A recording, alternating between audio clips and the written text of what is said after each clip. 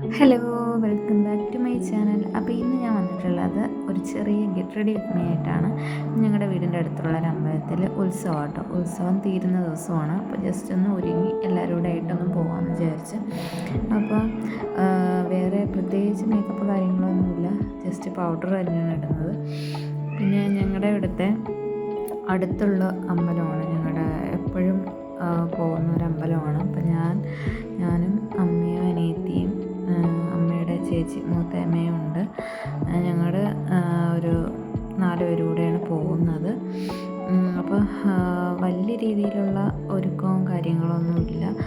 Just കുളിച്ചു, powder ഇട്ടു, eyebrows ഒന്ന് സെറ്റ് ചെയ്യുന്നു, പിന്നെ ഐലൈനർ, മസ്കാര, അങ്ങനെയൊക്കെയുള്ള ജസ്റ്റ് സംഭവങ്ങൾ മാത്രം. പിന്നെ അമ്പലത്തിനെ പറ്റി പറയാനെന്നുണ്ടെങ്കിൽ ഞങ്ങളുടെ വീടിൻ്റെ തൊട്ട് അടുത്തുള്ള അമ്പലമാണ്, ദേവീക്ഷേത്രമാണ്. കളരിയിൽ ശ്രീ ഭദ്രകാളി ദേവീക്ഷേത്രം എന്ന് പറയും. അതുപോലെ തന്നെ ഞങ്ങളുടെ വീടിൻ്റെ അടുത്ത് ഒരുപാട് ഇതുപോലെ അമ്പലങ്ങളൊക്കെ ഉണ്ട്. ഇപ്പം അധികമായിട്ടും ഉത്സവത്തിൻ്റെയൊക്കെ ഒരു സീസൺ ആയതുകൊണ്ട് നല്ല ഒരു വൈബാണ്. ഒരു അമ്പലം ഫുള്ളൊരു ഭക്തിമയമാണ്.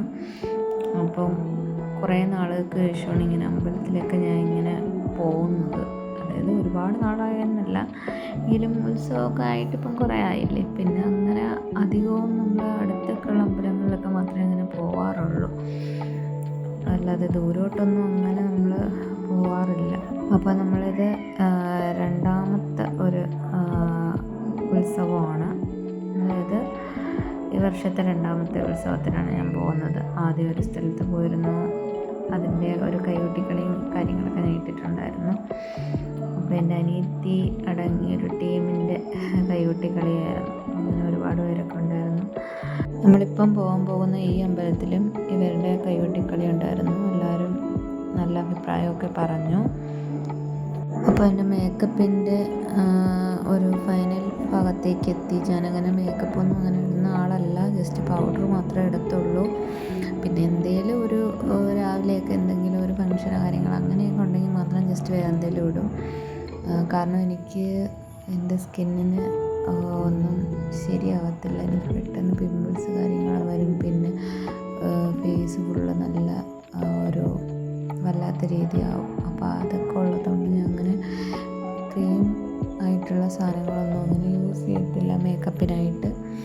ഇപ്പോൾ ഫൈനൽ പാർട്ടിലേക്ക് എത്തി. ഞാൻ കണ്ണിൽ കരിയൊക്കെ ഇടുകയാണ്. ഇപ്പം നമ്മൾ സാധാരണ എല്ലാവരും യൂസ് ചെയ്യുന്ന കാര്യങ്ങളൊക്കെ തന്നെയാണ്. ഒരു കാജൽ, പിന്നെ ഒരു ലിപ് ബാം ഞാൻ മീഷോന്ന് വാങ്ങിയതാണെന്ന് തോന്നുന്നു. ഒരു ബീട്രൂട്ട് ലിപ് ബാം ഒരുപാട് നാളായിട്ട് യൂസ് ചെയ്യുന്നതാണ്.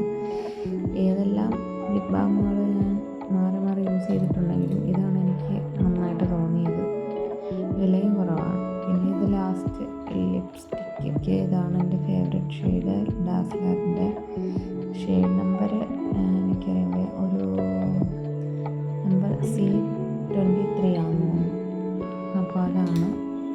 അപ്പോൾ മേക്കപ്പൊക്കെ ഓൾമോസ്റ്റ് കഴിഞ്ഞിട്ടുണ്ട്. ഇനി നമുക്ക് ഡ്രസ്സ് ചേഞ്ച് ചെയ്തിട്ട് വരാം. ഞാൻ ഡ്രസ്സ് ചേഞ്ച് ചെയ്തു. ഇത് ഞാൻ ഫ്ലിപ്കാർട്ടിൽ നിന്ന് വാങ്ങിയതാണ്. നല്ല ഭംഗിയായിട്ടുണ്ട്. പിന്നെ ഇനി നമുക്കൊരു പൊട്ട് വെച്ച് കൊടുക്കാം. സാധാരണ നമ്മളെപ്പോഴും വയ്ക്കുന്നത് തന്നെയാണ്, ഐടെക്സിൻ്റെ ബ്ലാക്ക് ഒരു പൊട്ട്. ഇത് തന്നെയാണ് എപ്പോഴും വയ്ക്കുന്നത്. പിന്നെ അമ്പലത്തിൽ പോകുന്നത് കൊണ്ട് എന്തായാലും സ്വാഭാവികമായിട്ടും കുളിച്ചിട്ടാണല്ലോ പോകുന്നത്. അപ്പോൾ മുടി എങ്ങനെ വെട്ടണം എന്നുള്ളൊരു കൺഫ്യൂഷനിലാണ് ഞാൻ നിൽക്കുന്നത്. കാരണം മുടി എനിക്ക് തല നനച്ച് കഴിഞ്ഞാൽ മുടി ഞാൻ ഉദ്ദേശിക്കുന്ന രീതിയിൽ നിൽക്കാറില്ല. എൻ്റെ നല്ല കേളി ഹെയർ ആയതുകൊണ്ട് ആ രീതിയിൽ നിൽക്കാറില്ല. ഇനി അടുത്തത് ഞാൻ മാല ഇടുവാണ്. ഇതൊരു ഇൻവിസിബിൾ ചെയിനാണ്, ഞാൻ മീഷോന്ന് വാങ്ങിയതാണ്. എനിക്ക് തോന്നുന്നു 100 സംതിങ് അതിന് താഴെ വരത്തുള്ളൂ, 100ൽ താഴെ വരത്തുള്ളൂ. അപ്പോൾ ഞാൻ ആദ്യമായിട്ടാണ് ഇതിപ്പം വാങ്ങിച്ചോണ്ട് വന്നിട്ട് ഇടുന്നത് കേട്ടോ. കൊള്ളാൻ എനിക്ക് ഇഷ്ടപ്പെട്ടു. പിന്നെ കമ്മൽ എനിക്ക് തോന്നുന്നു ഫ്ലിപ്കാർട്ടിൽ നിന്ന് വാങ്ങുന്നു. ഒരു സിമ്പിൾ കമ്മലാണ് ഞാൻ ഇടാൻ ഉദ്ദേശിക്കുന്നത്. വലിയ ഹെവിയൊന്നും വേണ്ട എന്നാണ് ഞാൻ വിചാരിക്കുന്നത്. പക്ഷേ ഇപ്പം ഞാൻ ഇടുന്നെങ്കിലും പിന്നെ ഞാനിത് മാറ്റും കേട്ടോ. മാറ്റി വേറൊരു കമ്മലായിരുന്നു ഞാൻ ഇട്ടുകൊണ്ട് പോയത്.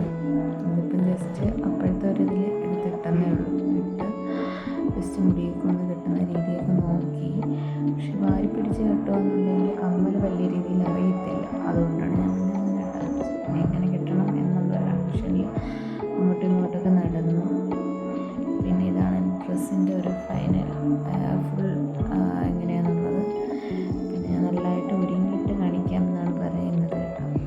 കമ്മൽ ഞാൻ മാറ്റി.